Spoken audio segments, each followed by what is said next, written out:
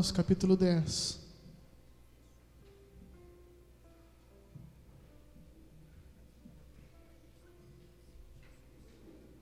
Versículo 11.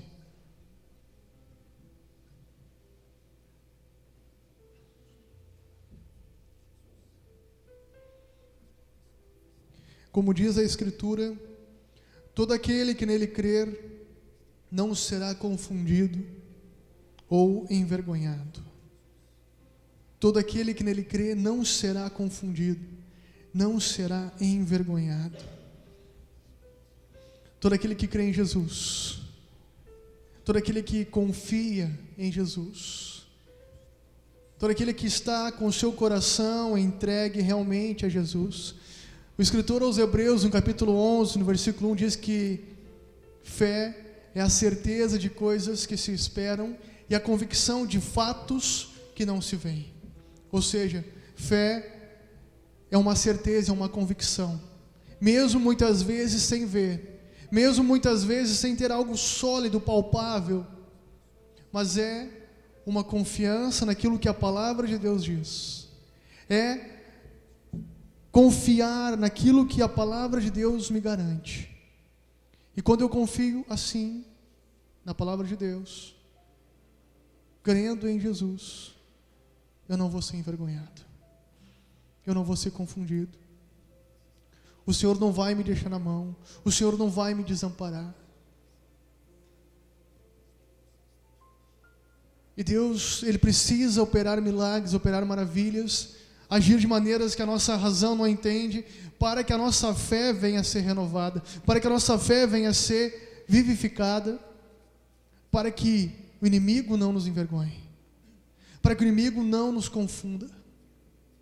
Amém, queridos?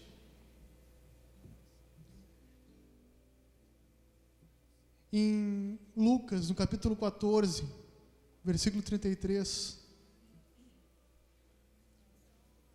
Lucas 14, 33. O terceiro livro da Bíblia, do Novo Testamento.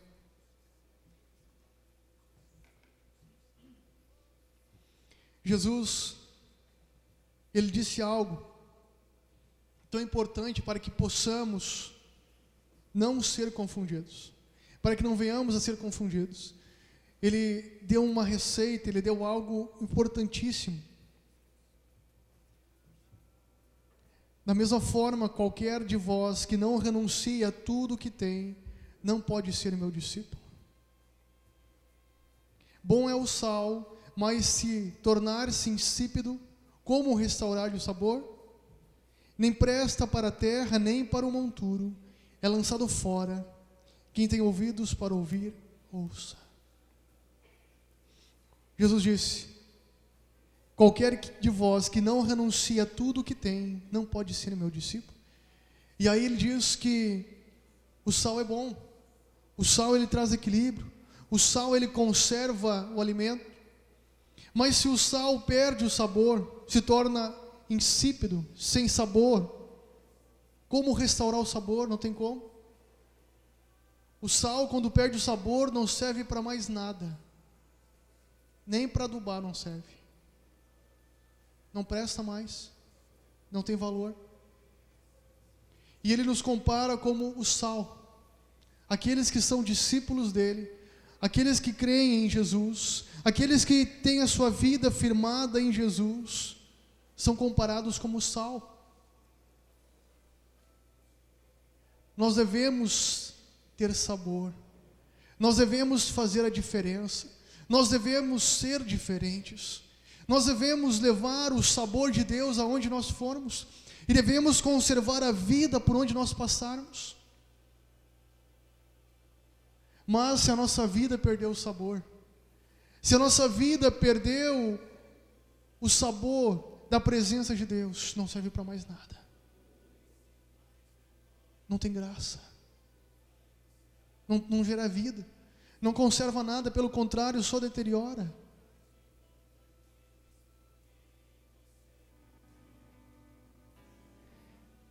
Jesus, ele estava falando da renúncia, da autonegação.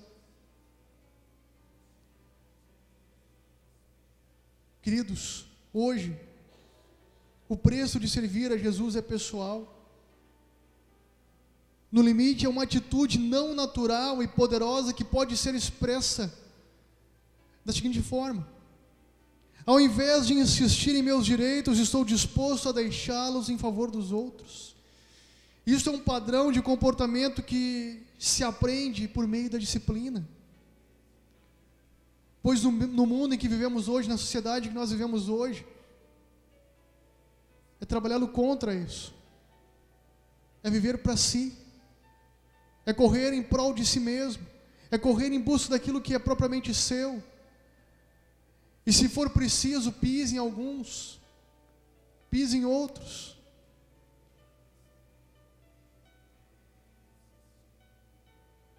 Mas no reino de Deus é diferente. No reino de Deus é diferente. Porque o preço de servir a Jesus é uma atitude de não ter em primazia os meus direitos, nem as minhas vontades, mas sim a vontade dos outros, em ser bênção na vida dos outros, em ser um instrumento de bênção, de sabor na vida dos outros. E quando eu faço a diferença, sendo o sal de Deus, sal de mais não presta, sal de menos não tem graça. O sal, ele tem que ser no ponto certo.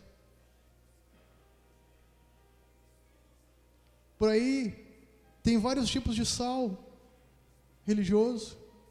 Aqueles que são salgados demais, ninguém quer. Outros que não têm sabor nenhum, também ninguém quer. Nós precisamos ter equilíbrio. Nós precisamos ter equilíbrio. Andar com Deus. E na medida que eu ando com Deus, eu salgo na medida certa. A minha vida faz a diferença. Eu não deixo me contaminar. Eu não deixo me confundir. Pelo contrário, eu influencio os outros, não sou influenciado. Eu levo os outros que estão à minha volta a amarem a Jesus, a quererem a Jesus, a desejarem estar com Jesus. Queridos, hoje, no mundo em que nós vivemos, aqui no Brasil, nós vivemos um paraíso.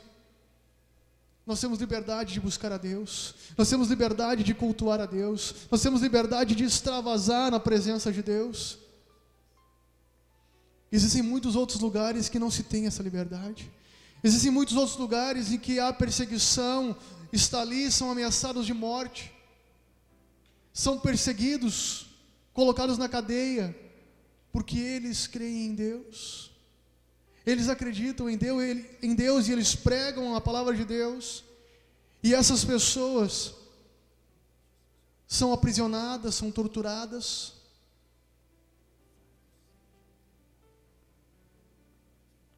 Eu ouvia falar de um pastor lá nas Filipinas. Ele ficou preso 21 anos, e todos os dias os policiais chegavam para ele e diziam: você nega esse Jesus? Você nega a sua fé? Você vai desistir da sua igreja? E a resposta dele era: não vou negar a minha fé, não vou negar o meu Jesus, não vou desistir da minha igreja.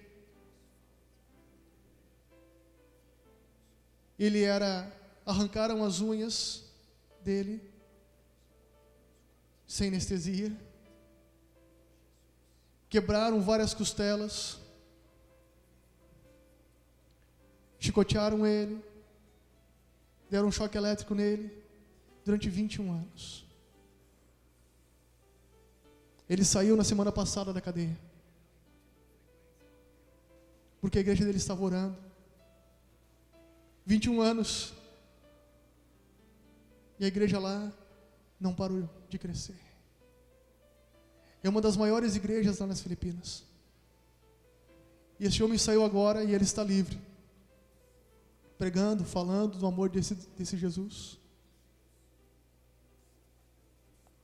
Eu não conseguia entender, disse, meu Deus, como é que pode 21 anos o cara preso, 21 anos, passou praticamente a melhor parte da vida dele lá.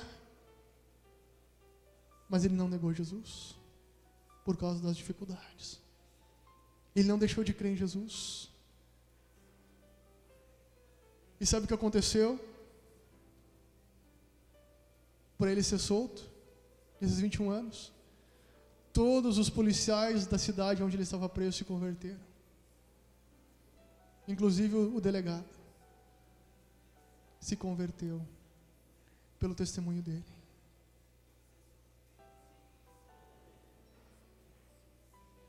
Por quê, queridos? Porque ele crê em Jesus. E quem crê em Jesus não é envergonhado, não é confundido.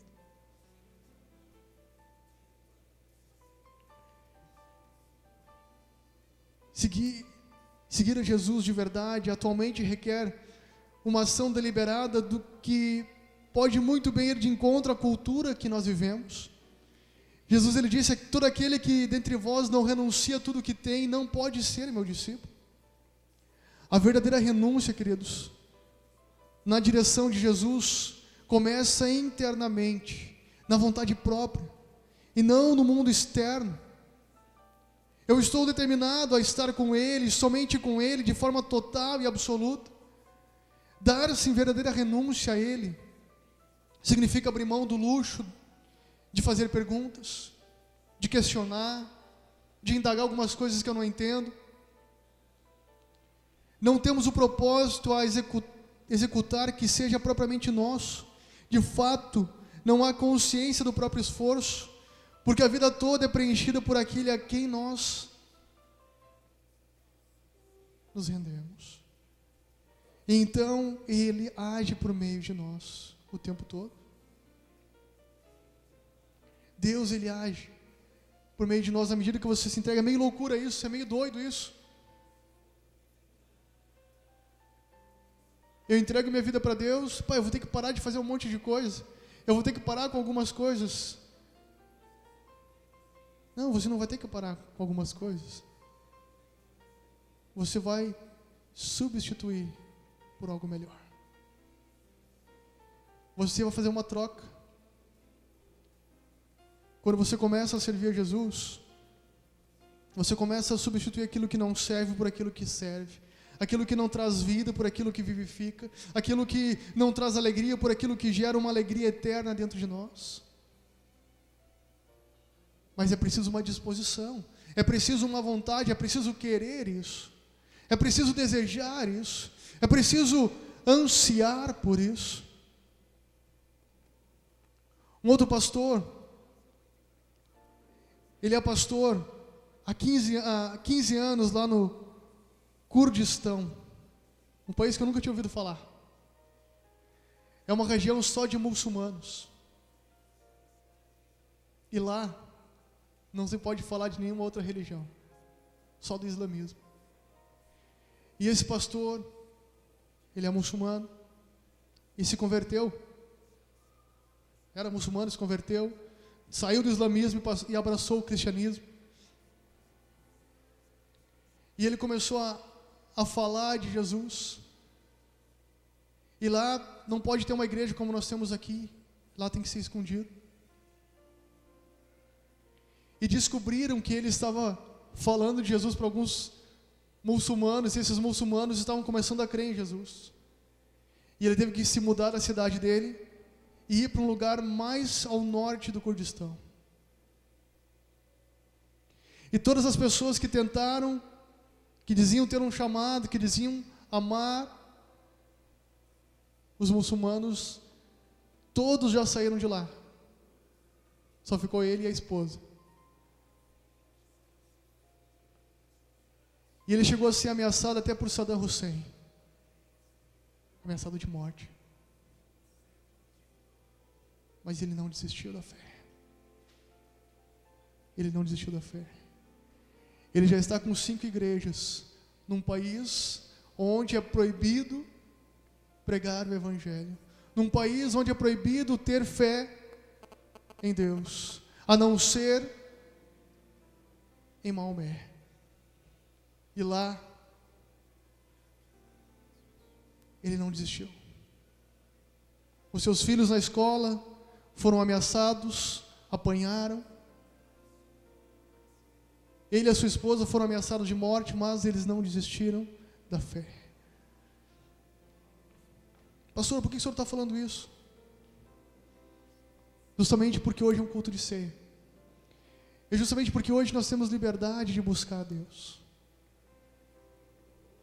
E muitas pessoas, porque tiveram uma lutinha, uma crise financeira, uma dificuldade familiar, ou problemas interiores, porque acha que ninguém gosta dele ou dela, porque acha que não tem capacidade, deixam de orar, deixam de ir à igreja, deixam de falar de Jesus a outras pessoas.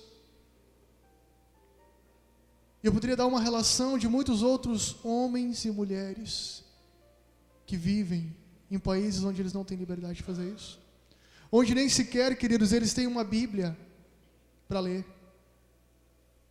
Esse pastor que ficou 21 anos lá na cadeia, ele ficou 21 anos sem ler a Bíblia,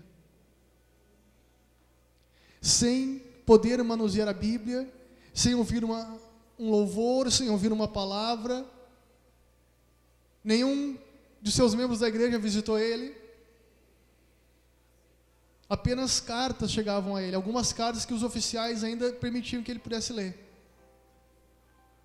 E ele não desistiu da fé.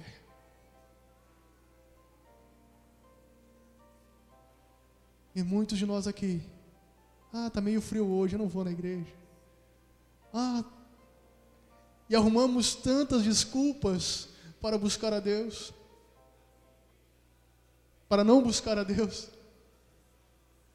Temos medo das ameaças, temos medo das afrontas, temos medos. Queridos, eu não tenho medo, porque eu sei que Deus é dono dessa obra.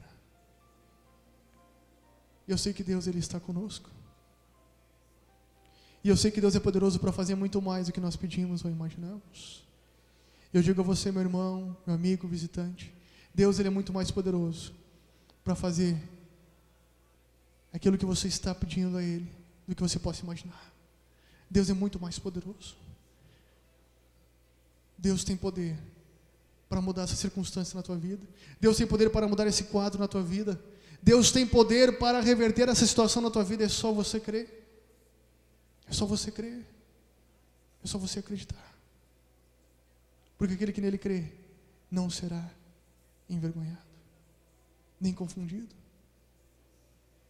Quando as pessoas abrem mão por causa de um momento de prazer, por causa de um momento de pecado,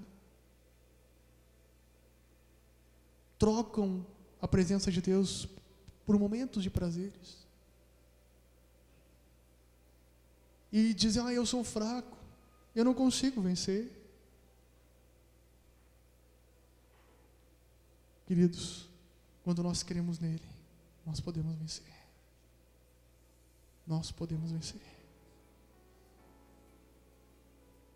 Amém? Vamos nos colocar em pé.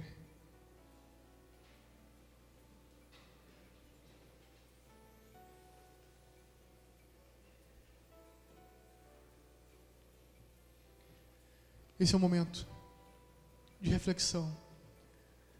É o momento de você refletir, é o momento de você pensar como está a sua fé. Como está o sabor da sua fé? Você está conservando a sua fé com vida? Você está cheio de vida, da vida de Deus? Ou a vida de Deus vem e sai? Vem e sai, não permanece em você? A vida de Deus deve permanecer na sua vida. A presença de Deus deve permanecer na sua vida. O desejo de falar do amor desse Jesus para outras pessoas deve permanecer na sua vida. O desejo de você conquistar outras vidas deve permanecer na sua vida. O desejo, mesmo que você caiu, de se levantar e dizer, Deus me ajuda. Eu não quero ficar caído. Eu não quero ficar ali prostrado. Deus, eu não quero. Deus me ajuda, eu te amo. Eu vacilei, Senhor, mas eu não quero viver dando desculpas para Ti. nem para as pessoas. Me ajuda a te servir, me ajuda a andar contigo, me ajuda.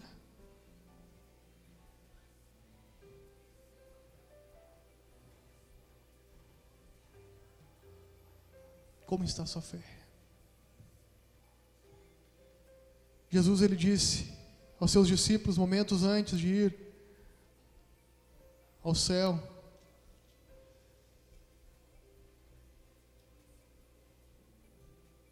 ele disse aos seus discípulos: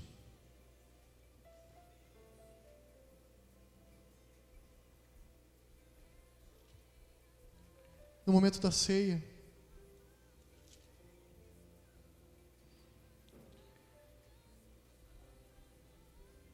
na noite em que ele foi traído, ele tomou o pão, tendo dado graças, o partiu e disse: isto é o meu corpo que é entregue por vós, fazei isto em memória de mim.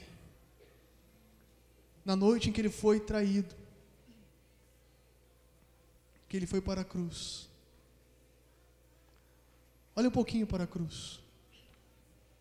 Os obreiros podem me ajudar já a pegar aqui o pão e o vinho. Olhe para a cruz. Na noite em que Jesus foi traído, ele pegou o pão e repartiu e disse: esse pão representa o meu corpo que é entregue por vós. Comam ele e lembrem-se do meu sacrifício por vós. E depois ele também pegou o cálice e disse: este cálice é a nova aliança no meu sangue. Fazei isso todas as vezes que beberdes em memória de mim. Jesus foi perseguido, foi ameaçado de morte muitas vezes. Levantaram tantas coisas contra ele, mas ele nunca desistiu.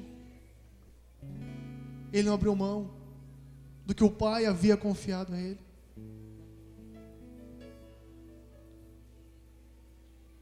Do que o Pai havia chamado ele para fazer.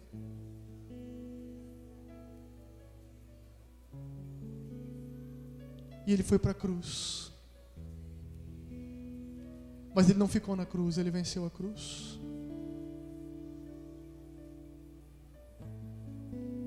Ele renunciou.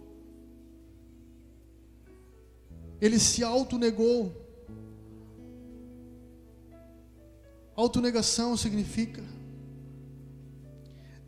não admitir a existência, não permitir, não conceder, recusar, rejeitar, dizer não. Jesus, ele fez tudo isso. Ele abriu mão dos céus para estar aqui na terra, demonstrando o quanto ele nos ama, demonstrando o grande amor dele por mim e por você. Suportou a cruz. Jesus, ele suportou a cruz por nossa causa. Foi lá no inferno e ressuscitou ao terceiro dia, para mostrar para a humanidade o quanto ele nos ama e nos amou, a ponto do apóstolo João escrever em João 3,16 que Deus amou o mundo de tal maneira que deu o seu Filho único, para que todo aquele que nele crê não pereça, mas tenha a vida eterna.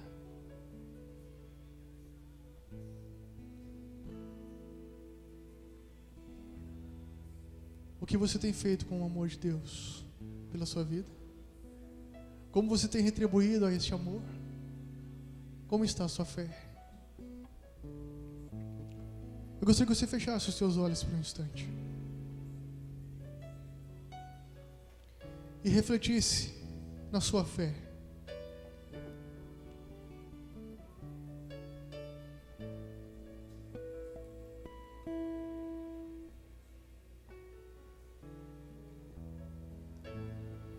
E fizesse o teu momento, dizer: Deus, me ajuda, renova a minha fé, renova as minhas forças, me restaura. Eu quero que a minha fé, Senhor, tenha sabor. Eu quero fazer a diferença.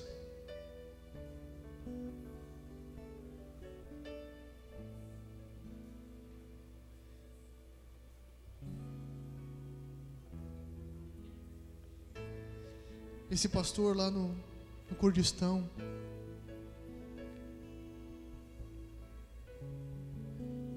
ele disse algo: minha fé me sustenta e ela é a espinha dorsal de todas as minhas atividades.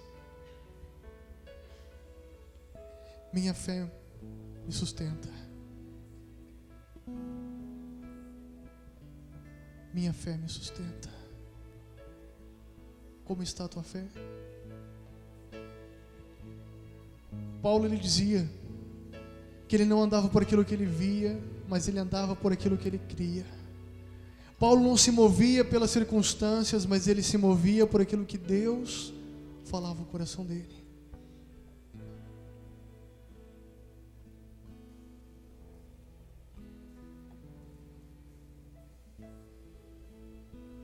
Como está a tua fé?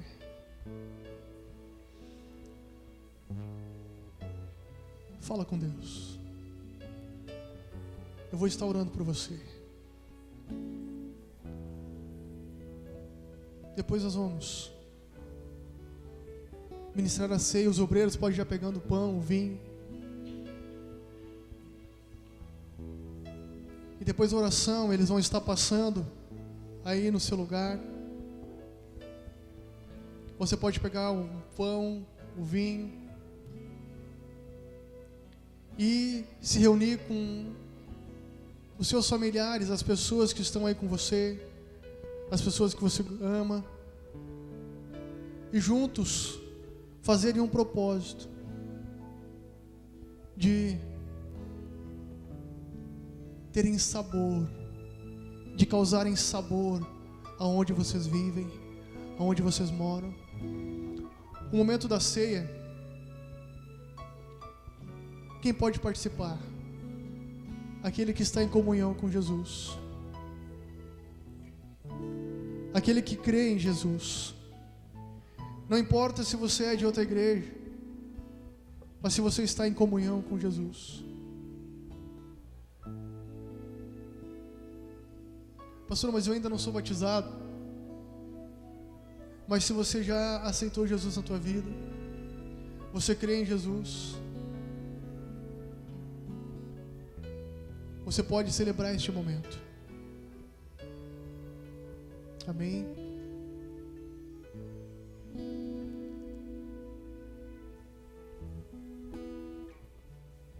Eu tenho alguns irmãos aqui para apresentar para a igreja, mas depois a gente vai estar apresentando. E esses irmãos já podem ir ceando, depois a gente vai estar orando por eles, abençoando a vida deles. Não, vamos chamar eles logo aqui, para eles já fazerem parte da família.